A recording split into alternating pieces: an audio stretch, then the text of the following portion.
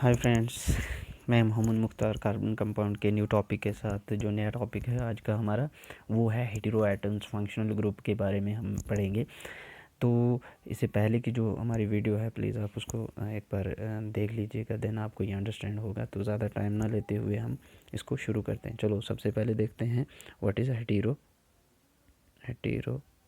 Atom. Hetero atom क्या होता है? तो देखो, हमारे पास एक एग्जांपल लेते हैं हम। एक स्ट्रक्चर है प्रोपेन ले लेते हैं। क्या लेते हैं? प्रोपेन। तो प्रोपेन लेते हैं 1 2 3, ये आ गया प्रोपेन। 3 कार्बन है, प्रोपेन लिया। देखना समझने की चीज़ है। प्रोपेन है। अब अगर क्या करते हैं, इसी प्रोपेन को हम बढ़ाएंगे, अगर इसका स्ट्रक्चर बढ़ जाएगा, इसमें एक कार्बन और ऐड हो जाएगी, तो ये बन जाएगा ब्यूटेन। बनेगा ना? चलो ब्यूटेन देखते हैं। प्रोपेन का ही ब्यूटेन बनाएंगे। पहले प्रोपेन ड्रा करते हैं, ये प्रोपेन है, इसी का बनाते हैं ब्यूटेन। तो ब्यूटेन जब बनेगा तो क्या इफ़ेक्ट होगा इस पहले जो प्रोपेन था उसका, उसके स्ट्रक्चर पे क्या इफ़ेक्ट होगा? तो फ्रेंड्स, कोई बड़ा इफ़ेक्ट नहीं हुआ, सिर्फ मात्र एक हाइड्रोजन जो है यहाँ से हमें रिमूव हुआ प्रोपेन से, तो हमारे पास बन गया ब्यूटेन। जो यहाँ का जो मैं दिखाता हूँ आपको कि जो यहाँ हाइड्रोजन अटैच था इसके साथ वो ही रिमूव हुआ, तो हमारा बन गया ब्यूटेन। क्लियर है? अब देखो, ये रिमूव तो हुआ, देखते हैं। देखो, ये हाइड्रोजन एटम यहाँ से रिमूव हुआ, इसकी जगह कार्बन एटम लगा। तो कहने का क्या मतलब है कि ऐसा एटम, द एटम, या फिर हम कह सकते हैं एलिमेंट्स भी कह सकते हैं, the element which replace, hetero atom की डेफिनेशन है हेटेरो एटम। तो द एलिमेंट या फिर atom which replace the hydrogen atom from hydrocarbon. तो हाइड्रोकार्बन से, देखो हेटेरो एटम्स है क्या? जो हाइड्रोकार्बन से कोई भी एलिमेंट या एटम जो है वो रिप्लेस करता है हाइड्रोजन को उसके कंपाउंड से, तो उसको हम बोलेंगे हेटेरो एटम्स। अब आगे देखते हैं ये हेटेरो एटम्स के एक्चुअल कितने हेटेरो एटम्स हैं जो हमें कंपाउंड की केमिकल या फिजिकल प्रॉपर्टीज, उसके स्ट्रक्चर में वेरिएशन करते हैं, उसको देखते हैं। नेक्स्ट, हेटेरो एटम के बेस पर हमारे पास आ जाता है फंक्शनल ग्रुप। तो क्या होते हैं functional group?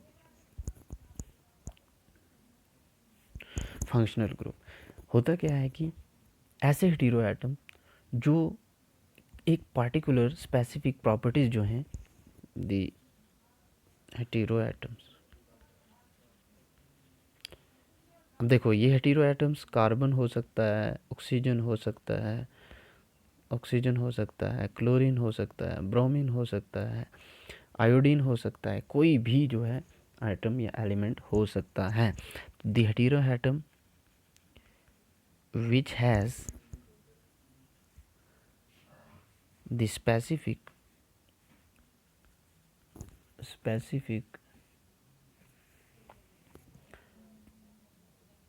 the hetero atom which has the specific properties to the, या which add कह सकते हैं हम, which add the specific properties to the compound is known as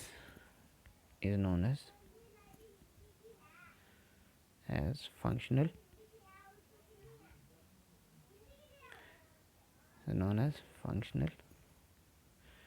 functional group.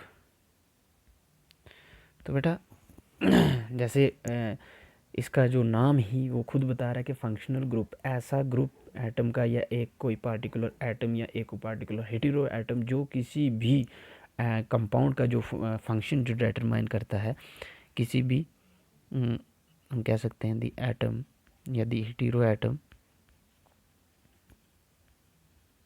Which determines the function या फिर properties of compound of hydrocarbons कह सकते हैं। तो उसको भी हम क्या कहेंगे, फंक्शनल FGROUP फंक्शनल ग्रुप कहेंगे। क्लियर है। अब देखते हैं आगे, ये जो फंक्शनल ग्रुप होते हैं, फंक्शनल ग्रुप जो होते हैं ये अटैच रहते हैं हाइड्रोकार्बन्स के साथ। अटैच रहते हैं किसके साथ रहते हैं, attach with hydrocarbon by single line. जैसे कि ये है, इसके आगे ये मान लेते हैं इधर स्ट्रक्चर है, हाइड्रोकार्बन है, इधर हम सपोज करते हैं OH लगा देते हैं, तो ये हमारा फंक्शनल ग्रुप है। अब देखें कितने जो फंक्शनल ग्रुप हैं वो देखते हैं। फंक्शनल ग्रुप पहले हम यहाँ पे देखते हैं हेटेरो एटम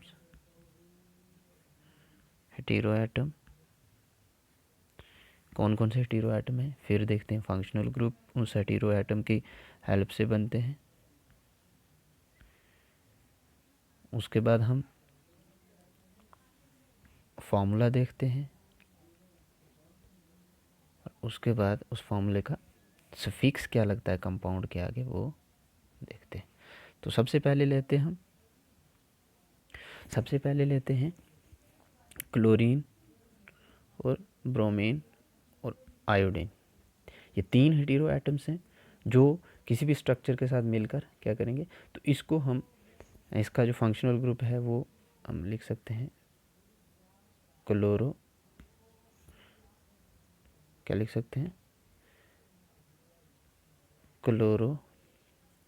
ब्रोमो आयोडो, ये लिख सकते हैं। और इसका फॉर्मूला है ये Cl, मैंने बोला था कि सिंगल लाइन से, ये Br, ये I। क्लियर है। और इसके जो सफिक्स क्या लगता है, ये क्लोरो ब्रोमो, इसका सफिक्स नहीं लगता, ये प्रीफिक्स लगता है। ये जो है ये इसका जो है वो हमेशा प्रीफिक्स ही लगेगा। नेक्स्ट हम देखते हैं कि दूसरी हेटेरो एटम कौन सी है, ऑक्सीजन। दूसरी हेटेरो एटम ऑक्सीजन है। इसका फंक्शनल ग्रुप कौन सा आएगा, ऑक्सीजन जिस चीज़ में, इसमें आएगा alcohol, aldehyde, ketone, carboxylic acid. और इसके जो फॉर्मूला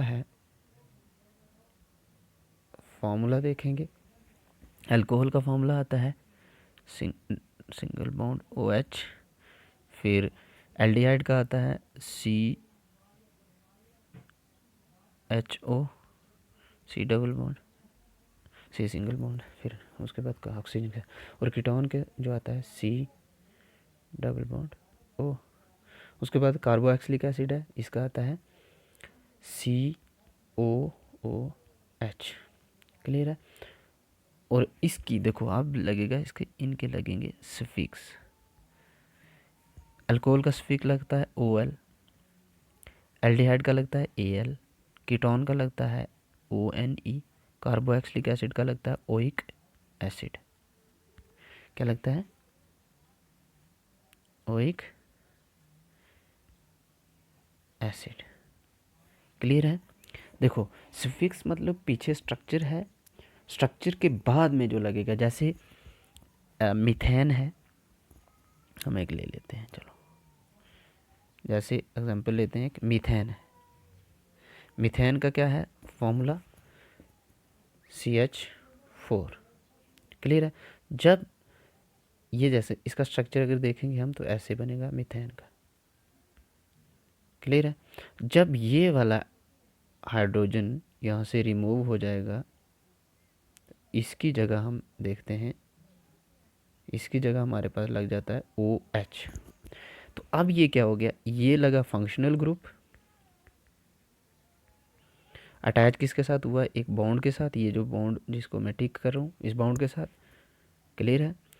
और इस बॉन्ड के साथ लगने, तो अब इसका स्ट्रक्चर का अगर हम नाम देंगे तो 4 कार्बन, एक कार्बन थी तो एक कार्बन के लिए लगाएंगे मैथ, तो सिंगल बॉन्ड है, एन है, और मैंने बोला था प्रीफिक्स लगेगा ओल, सॉरी सफिक्स लगेगा ओल, तो OL लगा, ये बना मिथेनॉल। तो अब देखो मिथेन से मिथेनॉल बन गया। तो अब बना मिथेनॉल किस कारण से, इस फंक्शनल ग्रुप के कारण से। तो फंक्शनल ग्रुप अब हम देखते हैं कि होता क्या है एक्चुअल में, कि ऐसा एटम या ऐसा ग्रुप ऑफ एटम या ऐसा हेटेरो एटम जो क्या कर रहा है किसी भी पार्टिकुलर हाइड्रोकार्बन्स में उस प्रॉपर्टी ऐड कर रहा है, उसका स्ट्रक्चर में वेरिएशन कर रहा है, तो उसको हम क्या बोलेंगे, फंक्शनल ग्रुप। तो ये था हमारा फंक्शनल ग्रुप का। तो होप कि आप सबको अंडरस्टैंड हुआ होगा। जो चीज़ समझ नहीं आई प्लीज़ आप मेरे से कंसल्ट करेंगे, आप समझेंगे दोबारा से, तो मैं इससे बेटर जो है आपके तक कंटेंट पहुंचाने की कोशिश करूंगा। थैंक्स।